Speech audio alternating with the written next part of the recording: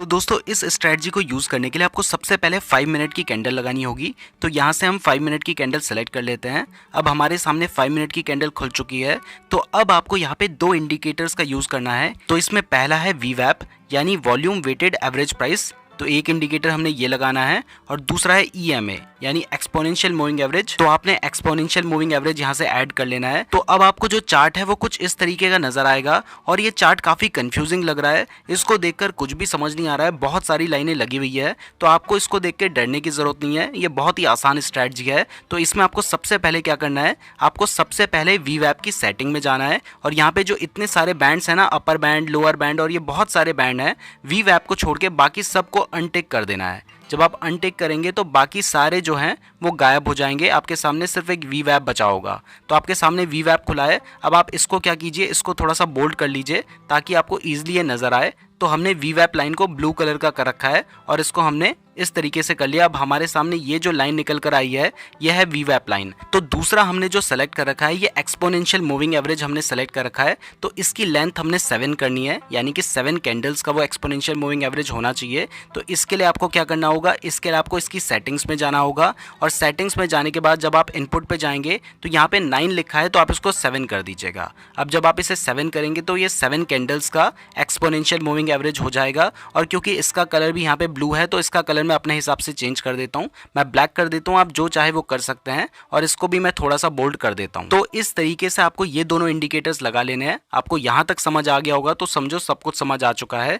तो आपने क्या किया, आपने दो इंडिकेटर्स लगा लिए, एक VWAP और दूसरा एक्सपोनेंशियल मूविंग एवरेज 7। VWAP में हमने क्या किया, हमने बाकी सबको अनटिक कर दिया और इसको थोड़ा सा बोल्ड कर दिया। और EMA में हमने क्या किया, हमने यहाँ पे इसकी जो लेंथ है इसको 9 से घटा के 7 कर दिया और इसको थोड़ा सा बोल्ड कर दिया ताकि हमें इजीली समझ आ सके। तो अब हमारा जो चार्ट है वो बिल्कुल सेट है और यहाँ पे हम 5 मिनट की कैंडल्स का यूज कर रहे हैं। तो अब यहाँ पे 3 कंडीशंस फुलफिल होनी चाहिए। तो जब ये 3 कंडीशंस फुलफिल होंगी तभी हम यहाँ पे ट्रेड लेंगे। तो हमारी पहली कंडीशन है कि जो हमारी पहली कैंडल है, जो मार्केट ओपन होने के बाद पहली कैंडल खुल रही है, वो हमारी कैंडल ग्रीन होनी चाहिए। बट आप इस केस में देखेंगे जो टाटा मोटर का स्टॉक मैंने खोल रखा है, इस केस में कैंडल जो है ये रेड बन रखी है। तो हम इस स्टॉक में ट्रेड नहीं करेंगे। आपको ऐसे स्टॉक्स कहाँ पे मिलेंगे जिनकी फर्स्ट कैंडल ग्रीन होगी, वो मैं आपको आगे बता दूंगा।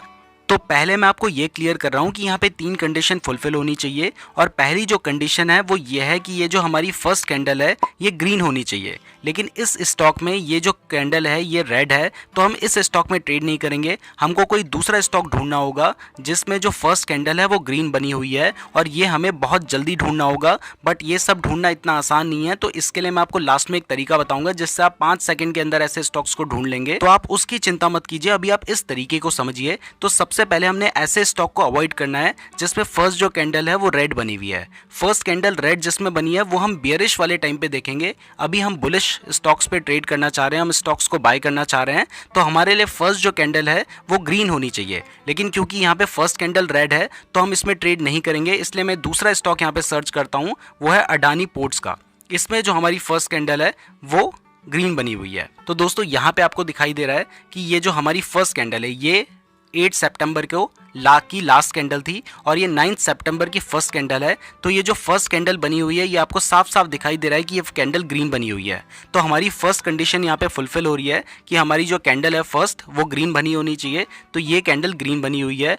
अब जो हमारी सेकेंड कंडीशन है वो ये है कि हमारी जो VWAP लाइन है वो हमारी इस ग्रीन कैंडल के अंदर होनी चाहिए। तो आपको दिखाई दे रहा है ये जो ब्लू कलर की लाइन है ये इस ग्रीन कैंडल के अंदर से जा रही है। तो इसका मतलब है कि हमारी सेकंड कंडीशन भी फुलफिल हो रही है। और हमारी थर्ड कंडीशन है कि जो हमारी ये एक्सपोनेंशियल मूविंग एवरेज है ये हमारे VWAP के नीचे होना चाहिए। तो आपको दिखाई दे रहा है कि ये जो हमारी थर्ड कंडीशन है वो भी यहाँ पे फुलफिल हो रही है। मैं आपको बिल्कुल बताऊंगा कि ये तीनों कंडीशन कौन से स्टॉक्स में फुलफिल हो रही है, वो आप कैसे सर्च कर सकते हैं। तो इसकी आप टेंशन मत लीजिए, वो आपको लास्ट में पता चल जाएगा। तो अभी आप ये समझिए कि हमारी पहली कंडीशन कि फर्स्ट कैंडल हमारी ग्रीन होनी चाहिए वो भी फुलफिल हो रही है। दूसरी कंडीशन कि जो हमारी ब्लू लाइन है, जो इस केस में ब्लू लाइन है यानी हमारी जो VWAP वाली लाइन है ये उस कैंडल को बीच से जानी चाहिए, तो ये कंडीशन भी फुलफिल हो रही है। और जो हमारी थर्ड कंडीशन है कि जो हमारा एक्सपोनेंशियल मूविंग एवरेज है वो VWAP लाइन से नीचे होना चाहिए। तो यहाँ पे भी आपको दिखाई दे रहा है ब्लू लाइन से नीचे है हमारा एक्सपोनेंशियल मूविंग एवरेज। तो हमारी थर्ड कंडीशन भी फुलफिल हो रही है।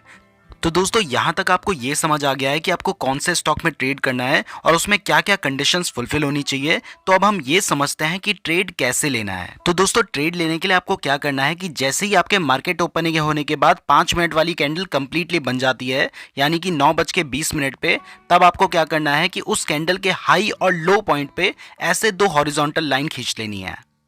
जब आप 9:20 पे इस चार्ट को देख रहे होंगे तो आपको ये चार्ट कुछ इस तरीके का नजर आ रहा होगा और इसके आगे की कोई भी कैंडल उस टाइम पे नहीं बन रखी होगी। अब आपको क्या करना है कि जैसे ही कोई कैंडल आपकी इस लाइन को ब्रेक कर देती है तो आपने इसको बाय कर लेना है। और आपका स्टॉप लॉस कहाँ पे होगा? आपका स्टॉप लॉस होगा जो हमने नीचे लाइन खींच रखी है ना, इसकी वो लाइन आपका स्टॉप लॉस होगा। तो अगर आपने इस अडानी पोर्ट के स्टॉक में इस स्ट्रेटजी का यूज किया होता तो आपने यहाँ पे बाय कर लिया होता और आपका जो स्टॉप लॉस होता वो नीचे होता और आपका जो टारगेट है, टारगेट के लिए यहाँ पे कोई भी फिक्स तरीका नहीं है। तो इसके लिए या तो आप अपना 1:2 या 1:3 का रेशियो यूज कर सकते हैं, बट हर बार वो रेशियो भी काम नहीं करेगा। तो इसके लिए सबसे सही तरीका होगा कि आप ट्रेलिंग स्टॉप लॉस का यूज करें।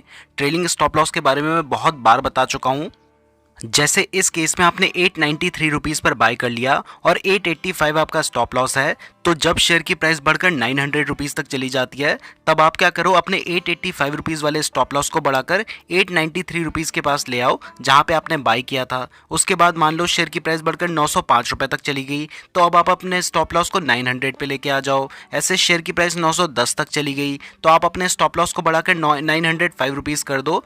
ऐसे जब तक शेयर की प्राइस बढ़ती रहती है तब तक आप अपना स्टॉप लॉस भी उसके पीछे पीछे ले जाते रहो। इससे आप ज्यादा से ज्यादा प्रॉफिट कवर कर पाएंगे। तो अगर आप इस स्ट्रेटजी का यूज करके इस तरीके से बाय एंड सेल करते तो आप लगभग 893 रुपीज के आसपास बाय करते और आप 908 रुपीज के आसपास तक सेल कर सकते थे। लेकिन दोस्तों जब आप ट्रेडिंग करते हैं तो वहां पे इंट्राडे ट्रेडिंग की स्ट्रेटजी के साथ साथ साइकोलॉजी बहुत ज्यादा इंपॉर्टेंट होती है।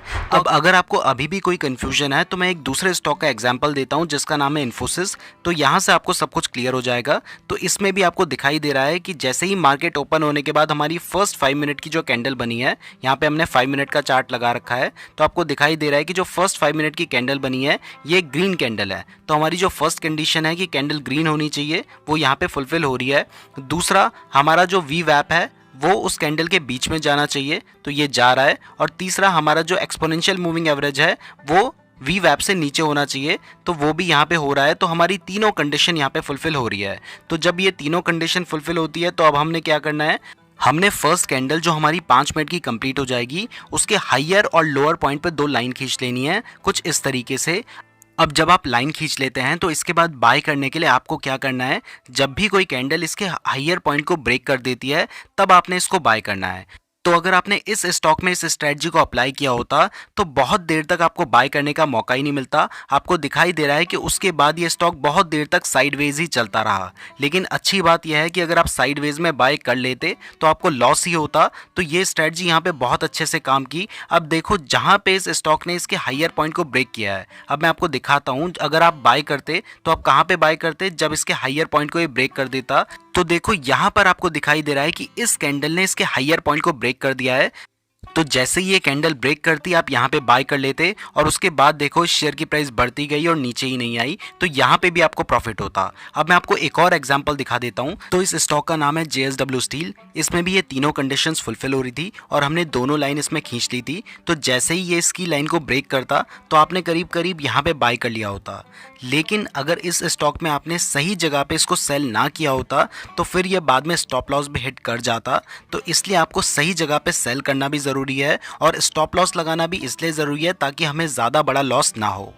तो दोस्तों आपने ये तो सीख लिया है कि जिस जगह पे निफ्टी बुलिश है और स्टॉक मार्केट में गैप अप ओपनिंग हुई है तो वहाँ पे आप किस तरीके से ट्रेड ले सकते हैं। तो अब ये सीखते हैं कि जहाँ पे गैप डाउन ओपनिंग हुई है और निफ्टी बेयरिश है तो वहाँ पे आप शॉर्ट सेल कैसे कर सकते हैं। तो दोस्तों अगर आपको शॉर्ट सेल करना है तो इसके लिए ये 3 कंडीशन फुलफिल होनी चाहिए। पहला तो जो फर्स्ट कैंडल है वो बियरिश बननी चाहिए, यानी रेड कलर की बननी चाहिए। दूसरा जो वी वैप है वो बॉडी की कैंडल के अंदर होनी चाहिए जैसा कि पहले हो रहा था। और थर्ड है इसमें मूविंग एवरेज वी वैप लाइन के ऊपर होना चाहिए, जबकि बुलिश वाले में वी वैप मूविंग एवरेज के नीचे था। तो अगर ये सब कंडीशन फुलफिल करती हैं तो आप कैसे ट्रेड ले सकते हैं और कैसे शॉर्ट सेल कर सकते हैं, अब वो देखते हैं। तो दोस्तों ये एक स्टॉक है रिलायंस इंफ्रास्ट्रक्चर का और इसमें ये तीनों कंडीशंस फुलफिल हो रही हैं जो बियरिश के लिए होनी चाहिए। इसमें पहला है कि जो हमारी फर्स्ट कैंडल बनी है 9:15 से लेकर 9:20 के बीच में, वो एक रेड कैंडल है। इसमें जो हमारी वीवैप लाइन है इसकी बॉडी के अंदर आ रही है। और तीसरा, अगर आप ध्यान से देखेंगे तो इसमें जो मूविंग एवरेज है वो वीवैप के ऊपर है। तो जब ये तीनों कंडीशन फुलफिल करती हैं तो यहाँ पे भी आपको उसी तरीके से लाइन खींच लेनी है। जैसे आप बुलिश वाले में लाइन ड्रॉ कर रहे थे वैसे ही यहाँ पे भी ड्रॉ करनी है। तो जो हमारी फर्स्ट कैंडल है इसका जो लोअर पॉइंट है और जो हाइयर पॉइंट है, इन दोनों से लगते हुए हमें दो हॉरिजॉन्टल लाइन इस तरीके से ड्रॉ कर लेनी है। अब क्योंकि आप यहाँ पे शॉर्ट सेल कर रहे हैं तो यहाँ पे आपका जो स्टॉप लॉस होगा वो होगा फर्स्ट कैंडल का जो हाइयर पॉइंट है वहाँ पर। और शॉर्ट सेल आप तब करेंगे जब कोई भी कैंडल इसका जो लोअर पॉइंट है उसको ब्रेक कर देगी। तो जैसे इस कैंडल ने इसके लोअर पॉइंट को ब्रेक कर दिया है तो आप यहाँ पे शॉर्ट सेल कर देते और उसके बाद देखेंगे आप कि शेयर की प्राइस गिरती गई तो यहाँ पर भी आपको प्रॉफिट हो जाता। दोस्तों, मैं उम्मीद करता हूँ कि अब आप समझ गए होंगे कि इस स्ट्रैटेजी का यूज़ करके ट्रेड कैसे लेना है।